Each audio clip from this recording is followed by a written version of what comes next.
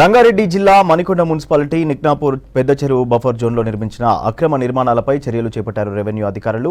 అక్రమంగా నిర్మించిన కట్టడాలను భారీ బందోబస్తు నడుమ కూల్చివేశారు. లేక్ వ్యూ పేరిట వెలిసిన నిర్మాణాలను కూల్చేశారు. ఇదే క్రమంలో గండిపేట తహసీల్దార్ శ్రీనివాస్ రెడ్డిని బెదిరించారు రాజకీయ నేత గోవర్ధన్. నేనెవరో తెలియదా, నీకు తెలిసేటట్టు చేస్తానని హెచ్చరించారు. దీనికి సంబంధించిన విజువల్స్ సోషల్ మీడియాలో వైరల్ అవుతున్నాయి.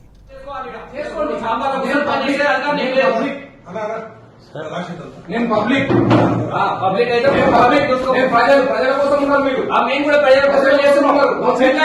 ఇల్లు కట్టేటోడు ప్రజల కోసం ఇప్పుడు మీరేం కట్టేటప్పుడు నిక్నాపూర్ పెద్ద చెరువులో బఫర్ జోన్లో అక్రమ నిర్మాణాలు నిర్మిస్తున్నారని చెప్పి కలెక్టర్కు ఫిర్యాదు చేరింది. కలెక్టర్ ఆదేశాల మేరకు ఒక 3 రోజుల కింద ఒకసారి మనం గోడ తీయడానికి ప్రయత్నించినప్పుడు కొంత రెసిస్టెన్స్ వచ్చింది. దాంతో మళ్ళీ పోలీసులు బందోబస్తు తీసుకొని ఇరిగేషన్ వాళ్ళ సహకారంతో మన దాదాపు 300 నుంచి 400 మీటర్ల గోడ 5 విల్లాస్ కన్స్ట్రక్షన్ అయినాయి. ఇంకొక 4 నిర్మాణంలో ఉన్న పిల్లర్లని